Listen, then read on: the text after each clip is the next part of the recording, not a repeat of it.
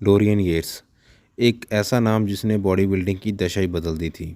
पहले ऐसी body builder जिनको मास मॉन्स्टर कहा जाता था, लोग देख के उनको हैरान हो गए थे कि क्या इतने ह्यूज बड़े शरीर के साथ भी कोई बॉडी बिल्डर स्टेज पर आ सकता है। तो उनके बारे में बात करेंगे आज कि कौन थे डोरियन येट्स, कहाँ से उनकी स्टार्टिंग हुई, कैसे स्ट्रगलिंग डेज रहे और आजकल वो क्या कर रहे हैं। 300 पाउंड तक चले जाते थे डोरियन येट्स ऑफ सीजन में। तो डोरियन येट्स जिन्होंने एक्स्ट्रा ऑर्डिनरी करके दिखाया उस टाइम बॉडी बिल्डिंग में, उन्हीं की पूरी लाइफ पे बात करेंगे आज। उनका जन्म 19 अप्रैल 1962 को इंग्लैंड के एक छोटे से गांव में हुआ था। बचपन से वो गांव में रहते थे बचपन से, क्योंकि उनके फादर का एक फार्म था वहाँ गांव में। तो 13 साल तक वहीं उनकी परवरिश हुई, फार्म पे ही। हरली नाम का एक गांव था इंग्लैंड में, वहाँ वो रहते थे। लेकिन जब डोरियन येट्स 13 साल के थे तो उनके पिताजी की डेथ हो जाती है हार्ट अटैक की वजह से। तो उनकी मॉम बच्चों को लेकर, मतलब डोरियन और उनकी सिस्टर को लेकर कहीं और शिफ्ट हो जाती हैं बर्मिंघम में। तो फिर उनके पापा की डेथ के बाद फिर वो वहीं रहने लग जाते हैं। तो जब 18 साल के होते हैं डोरियंस, तो उनको उनके दोस्तों के साथ कहीं वो जा रहे होते हैं पार्टी में, इलीगल पार्टी होती है। तो फिर वहाँ अरेस्ट कर लिया जाता है पुलिस, वहाँ की पुलिस के द्वारा। अरेस्ट करने के बाद उनको फिर 6 महीने की सज़ा मिलती है, जेल जाना पड़ता है। फिर वहीं उनको, जब जेल में होते हैं डोरियन, उनको वेट लिफ्टिंग का क्रेज़ हो जाता है और वहाँ वो जो भी डंबल्स वगैरह होते हैं, जो भी वेट्स होते हैं जेल में, वो उठाते हैं। जेल के बाहर आने के बाद, 6 महीने के बाहर आने के बाद जेल से, वो जिम ज्वाइन कर लेते हैं और वेट ट्रेनिंग शुरू कर देते हैं। और सबसे पहला कंपटीशन वो 1984 में ब्रिंघम में ही खेलते हैं और वो छोटा सा कंपटीशन है तो वो जीत भी जाते हैं। उसके बाद फिर 1986 में ब्रिटिश चैम्पियन बनते हैं वो। और ऐसे ही फिर 1984 से लेकर 1985, 6, 88, 90 और फिर 1991 में वो नाइट्स ऑफ चैम्पियन में वो फर्स्ट आते हैं। तो ये जितने साल मैंने गिनवाए हैं 1985 से लेकर 1991 तक, ये कॉम्पिटिशन्स लड़ते रहते हैं। और फिर 1991 में वे ये पहली बार मिस्टर ओलंपिया compete करते हैं, जिसमें ये फिर सेकंड आते हैं। लेकिन 1992 से लेकर 97 तक ये वो टाइम रहा डोरियंस का जब इन्होंने मिस्टर ओलंपिया कभी नहीं हारा, जीते चले गए। और डोरियंस उस वक्त माइक मेंटर को बड़ा मानते थे, उनकी ट्रेनिंग के बड़े फ़ैन थे।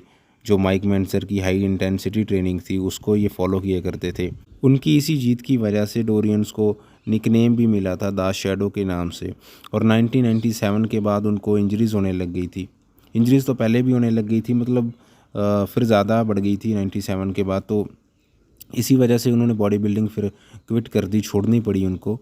और बताते हैं कि उनकी जो हैवी ट्रेनिंग होती थी तो उनकी वजह से उनको इंजरीज़ होने लग गई थी। तो इंजेक्ट वगैरह भी करते थे बाइसेप्स ट्राइसेप में, उनको काफ़ी इंजरीज़ हुई उस वक्त हार्डकोर मेहनत की वजह से। तो 6 बार मिस्टर ओलंपिया का टाइटल जीतने वाले डोरियन येट्स अपनी कड़ी मेहनत की वजह से ही 6 टाइम मिस्टर ओलंपिया बन पाए। इंजरीज़ तो चलो आती रहती हैं एक स्पोर्ट्स पर्सन की लाइफ में।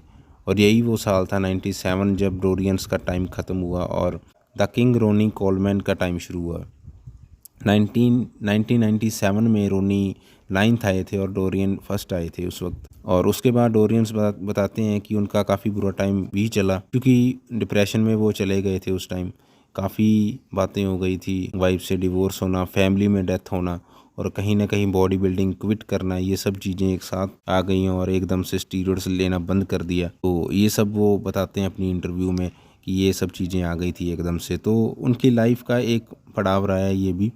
डोरियंस की लाइफ काफ़ी दिलचस्प रही है। एक इंटरव्यू में वो बता रहे थे कि स्टार्टिंग के दिनों में उनको कई माइल्स चल के जाना पड़ता था, क्योंकि आसपास कोई जिम नहीं थे उस टाइम पे और कोई पब्लिक व्हीकल भी नहीं हुआ करते थे। और शायद इसी वजह से डोरियन आज के मॉडर्न जिम्स के ख़िलाफ़ भी हैं। उनका मानना है कि आजकल जो फैंसी जिम्स होते हैं वो लोगों को एक्सरसाइज कम कराई जाती है उसमें और पैसे ज़्यादा कमाए जाते हैं। तो इन जिम्स के वो ख़िलाफ़ भी हैं। अपनी पूरी लाइफ में उन्होंने बड़ा कुछ सेक्रीफाइस किया है। वो उनका ये मानना है कि कभी भी शो ऑफ नहीं करना चाहिए लाइफ में। और ये बात उनके पर्सनल लाइफ में भी दिखती है। जब वो compete करते थे, कॉम्पिटिशन्स की तैयारी किया करते थे, तो वो कभी भी जिम में या यहाँ तक कि स्टेज पे जाने से पहले भी वो अपनी टी शर्ट नहीं उतारते थे। उनका मानना था कि मेहनत दबा के करो और स्टेज पे जाके ही अपनी तारीफ़ सुनो, उससे पहले वावा लेने का क्या फ़ायदा। और जब कॉम्पिटिशन्स जीत जाते थे तो उसके बाद भी ये काफ़ी टाइम के लिए गायब हो जाते थे। कॉम्पिटिशन जीता और फिर अपने नेक्स्ट कॉम्पिटिशन की तैयारी में लग जाते थे। कोई ज़्यादा पब्लिक में नहीं आते थे ये कि मैं अपना साइड पे बैठे रहते थे, बस कंपटीशन की तैयारी करते थे। अपना 100% जिम को देते थे, ये बॉडी बिल्डिंग को दिया करते थे और दूर चले जाते थे ताकि देख सकें कि लोग उनके बारे में क्या बोलते हैं या जो मेहनत करी है वो कितना रंग लाई। एक अलग ही माइंडसेट था डोरियन याट्स का। सही है वैसे उनकी थिंकिंग है, लेकिन जो उन्होंने इतने स्टीरॉयड्स लिए, टेस्टोस्टेरोन बूस्टर्स इंजेक्ट किए, ड्रग्स वगैरह जितने भी लिए, कई तरह के इंजेक्शंस लेते थे वो, तो मैं तो कहूँगा कि पागलों की तरह ट्रेनिंग करते थे डोरियंस। उस टाइम में कोई ऐसा बंदा नहीं था जो उनकी टक्कर में इतनी ट्रेनिंग करता हो। पागलों की तरह ट्रेनिंग करते थे वो जिम में। ये शायद यही वजह भी रही उनकी इंजरीज़ की। वो रिकवरी के लिए अपने आप को इतना टाइम नहीं देते, बस ट्रेनिंग पे ज़्यादा ध्यान दिया करते थे। अपना सब कुछ दिया है उन्होंने बॉडी बिल्डिंग को, और आज ट्रेनिंग भी देते हैं, कोचिंग भी देते हैं, योगा भी करते हैं वो डेली। उनकी पहली वाइफ से 2 बच्चे भी हैं उनके, उनमें से एक बॉडी बिल्डर भी है आज। उनकी पहली वाइफ से तो उनका डिवोर्स हो गया था, लेकिन 2008 में उन्होंने दूसरी शादी भी करी थी। गाल फेरेरा नाम है उनकी, जो अब वाइफ है।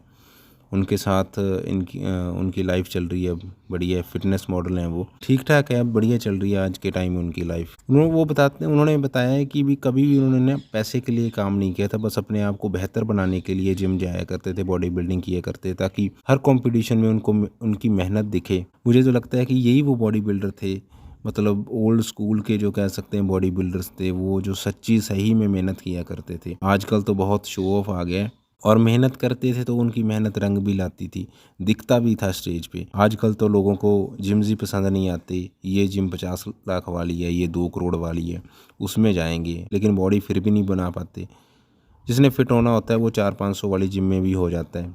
ओल्ड स्कूल बॉडी बिल्डर्स ने करके दिखाया। माइंडसेट और मेहनत काम आती है ना लाइफ में। महंगी सस्ती जिम कुछ नहीं करेगी, ये तो पैसों वालों के चोचले हैं। तो ये सब था उनकी लाइफ का स्ट्रगल डोरियंस का। हमें बहुत कुछ सीखने को मिल रहा है। आज वो एक बढ़िया सक्सेसफुल बिजनेसमैन है, लेकिन जितनी भी उनकी लाइफ रही है उसमें बहुत उतार चढ़ाव आए हैं। हर कुछ सेक्रीफाइस कर दिया, उनकी फैमिली तक बॉडी बिल्डिंग के लिए उन्होंने सेक्रीफाइस किया। वो अगर इंजरीज ना होती उनको तो वो शायद और भी कई साल compete करते और शायद जीतते भी मिस्टर ओलंपिया। इतना क्रेज़ था उनको बॉडी बिल्डिंग के लिए, अपनी मेहनत पे इतना यकीन किया करते थे वो। कई तो आजकल बोल देते हैं कि बॉडी बिल्डिंग में स्टीरॉयड्स लाने वाले वही हैं, लेकिन स्टीरॉयड्स तो पहले भी आ गए थे, उनसे पहले आ गए थे, लेकिन हाँ काफ़ी उन्होंने यूज़ किए हैं। बताते भी हैं कि काफ़ी यूज़ किया करते थे वो उस वक्त, लेकिन तब उनको नहीं पता था। आज उनकी लाइफ जो अब जी रहे हैं, नेचर को साथ लेकर नेचुरली तरीके से वो अपनी लाइफ जी रहे हैं, योगा वगैरह करते हैं, तो